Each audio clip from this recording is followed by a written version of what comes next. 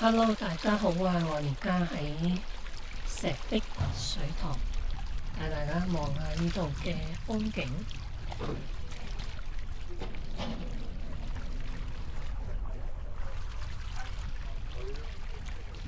頭先我嚟嘅時候，呢度冇人㗎，不過而家開始有啲自己揸車嚟嘅朋友出現喺呢度。唔知你有冇試過行呢一條嘅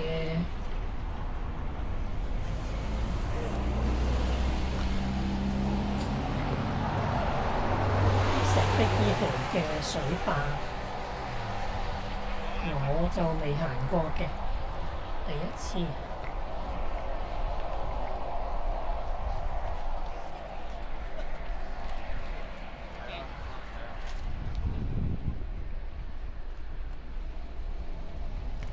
啱啱紅色嗰架車仔，黃綠黃分。我頭先嚟嘅時候咧，呢度咧係一架車都冇，咩人都冇。我影咗幾張相之後咧，就開始有唔同嘅車揸過嚟喺度影相啦。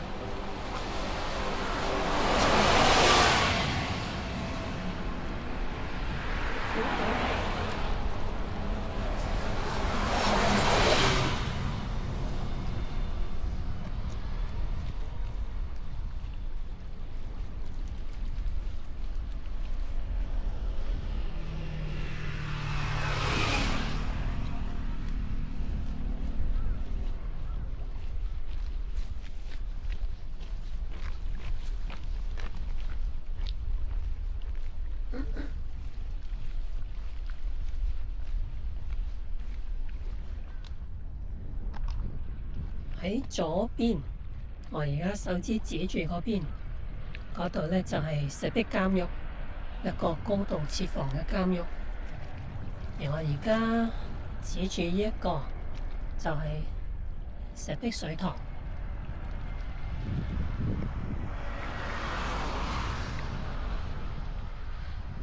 咁而家都幾滿水㗎。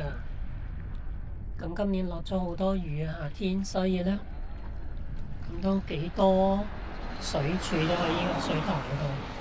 不過如果睇翻佢呢個嘅放水個位咧，呢度就未至於去到要放水嘅警戒線嘅。大家喺度遠處望唔望到啊？嗰度就係大佛啦，嗰度就係昂坪大佛。不過咧，你冇好似我咁樣手指指喎。如果嚟到呢附近，即係乜嘢啊？你篤佢背脊啊嘛。咁我哋尊重個大佛，雖然只係一個銅像，但我哋都對嗰個宗教都尊重嘅。咁繼續我哋行下，沿住呢一條大壩上面嘅車路側邊嘅行人路，我哋一直行過去，去到壩尾，睇下嗰邊嘅風景。一般嚟講咧，都係喺而家我行緊呢個位置或者頭先頭嗰個觀景停車場嗰附近咧，係會比較能夠睇到大佛嗰個側身側影。越行過去大壩嘅壩尾咧，就應該係會俾個山遮住咗啦。係啦，而家望過去，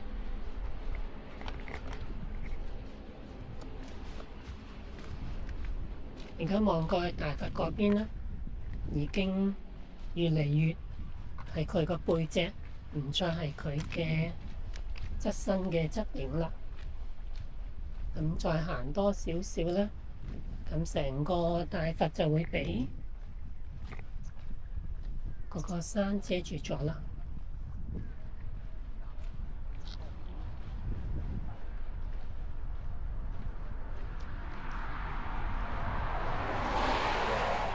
據我所知咧，喺香港如果要喺呢啲咁樣嘅水塘釣魚咧，應該係要去攞牌照嘅，唔知而家仲係咪咁樣？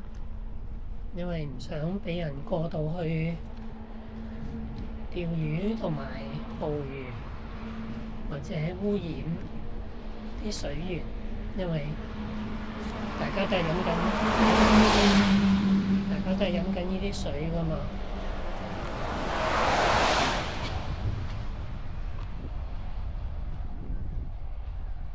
今日係10月26號，係星期日，所以咧，呢一條路咧係會去到大澳啦，係會去到昂坪啦。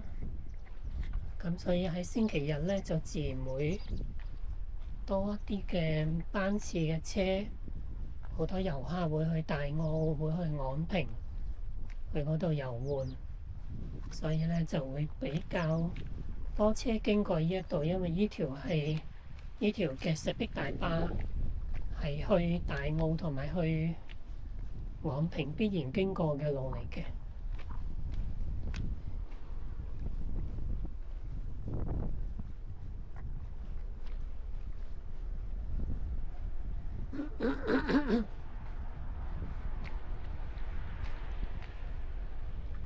係啦，嗱，嚟到呢一個位，望過去咧，已經係睇唔到昂坪大佛啦，已經俾個山遮住咗。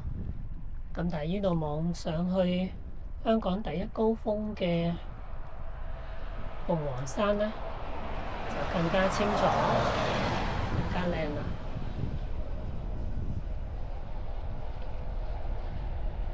鳳凰頂我都上過有3次，係咯，我上過有3次。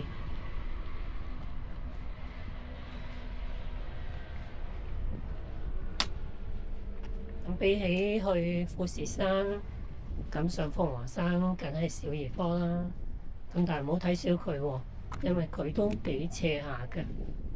咁佢上山落山，去到差唔多到頂之前嗰段路咧，其實都相當，又唔可以話相當嘅。對於啲行山露營嗰啲朋友嚟講，就唔算係乜嘅。咁不過如果唔係又經常鍛鍊啊，咁樣行到上去最高嗰段咧，係會有少少辛苦。咁而且落山嘅時候咧，因為都一直係咁樣斜住落。咁有唔少人咧都係會喺落山嘅時候咧腳軟啊，尤其是如果落得快又有啲腳軟咧，真係有陣時衝過龍會衝咗出去嗰啲路側邊嗰啲嘅斜坡啊，嗰啲唔可以話好危險，少少啦，小心行咯。如果有興趣上去鳳凰頂睇日出嘅話。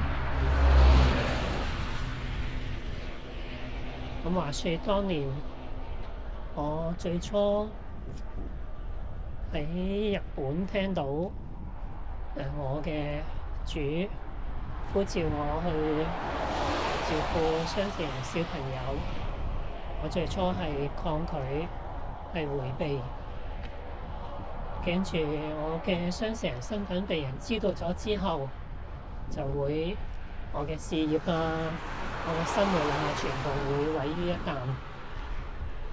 逃避咗1年之後，嗰時我住喺東涌，實在每朝早都聽到或者夢見到一啲 BB 喊，夢見小朋友喺手術台上邊俾人切割佢哋嘅性器官。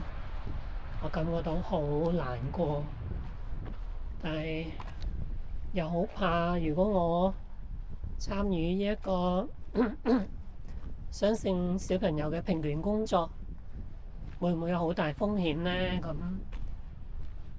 唔好意思。所以咧，喺2011年3月嘅時候，有一個喺春天嘅時候，我知道上鳳凰山係會好大霧，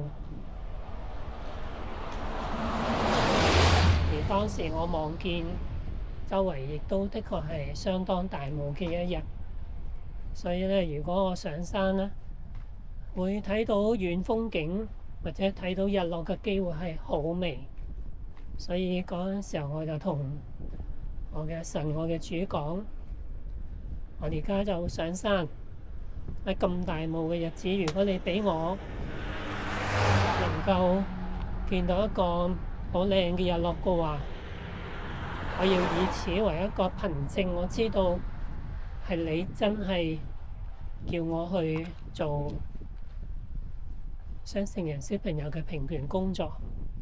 跟住我就拎咗好少嘢，我就上山。沿路係十分之嘅大霧，喺山上面落嚟嘅人都同我講：喂，小姐，你唔好上山啊！上面好大霧，危險啊！咁樣。咁但係我都係堅持一步一步咁樣上，大霧到我基本上係只可以睇見嗰個嘅前面幾級嘅樓梯幾步嘅路，但係我一步一步咁樣行上去，到我上到去鳳凰頂嘅時候，我一擰轉頭就發現雲同霧喺我嘅腳下面，而太陽就正正係喺嗰個時候慢慢下降日落。嗰個日落係我人生裏邊見過最靚嘅日落之一。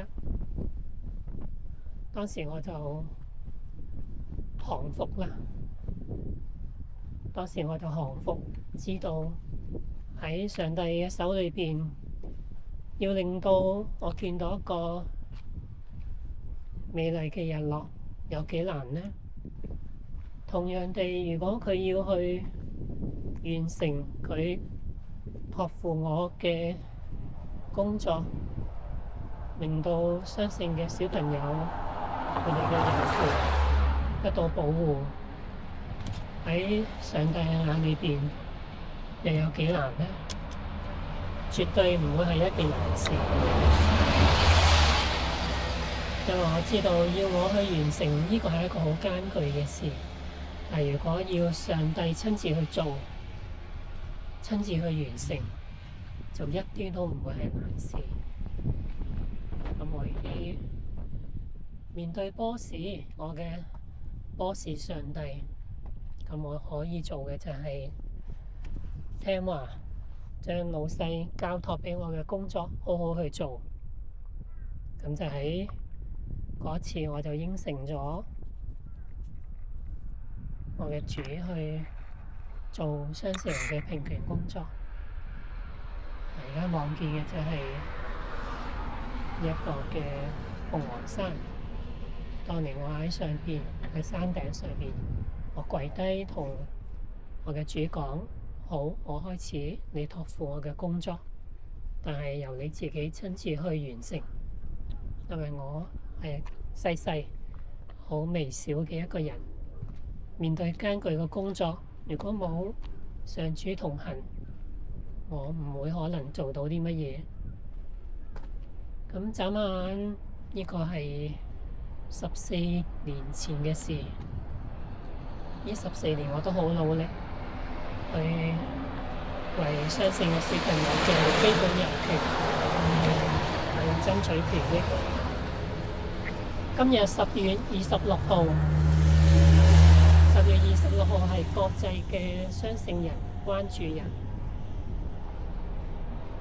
其實當然啦，關注雙性小朋友，關注雙性人嘅權益，又點會只係10月26號呢？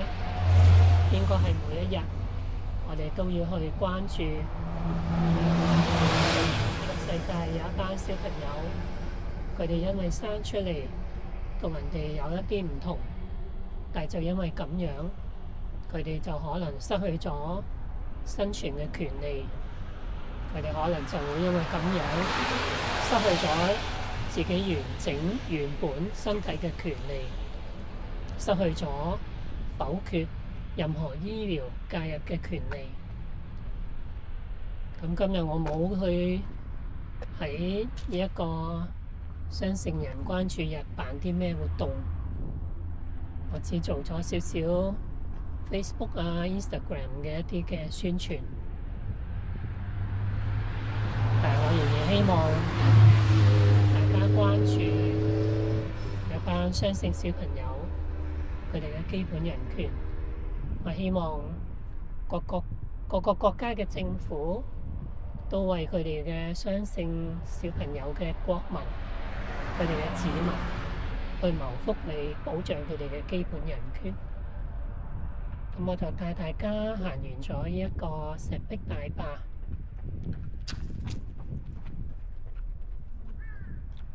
咁如果你從來冇行過呢一條大壩嘅，咁睇完我呢一段片段，不論係我選取嘅視角，定係我放出嚟一個360度嘅視角，你都可以當喺度行咗。好啦，咁我就行返轉頭喺呢度，會一直咁樣行返落去，睇下去到水口或者去到塘福，會唔會有餐廳仔俾我食啲嘢？咁我咁樣行就當係一個我嘅運動。咁呢，前邊好似有啲年青人行咗上呢一個嘅圍牆嗰度，咁樣好似係有啲危險喎，希望佢哋小心唔好跌親。咁我呢，就我嘅片段停喺呢度，希望大家喜歡呢一個片段，亦都希望大家繼續關注雙性人、雙性小朋友佢哋嘅權益。我再強調，雙性人、雙性小朋友嘅權益唔係乜嘢性小眾嘅權益，係一個關於人權嘅權益，係兒童權益嘅權益。所以大家可以為小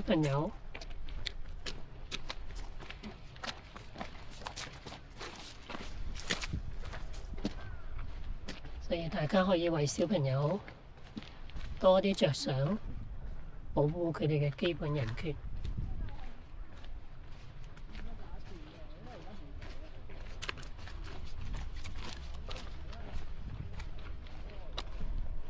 好啦，我個片段停喺度，多謝大家欣賞，拜拜。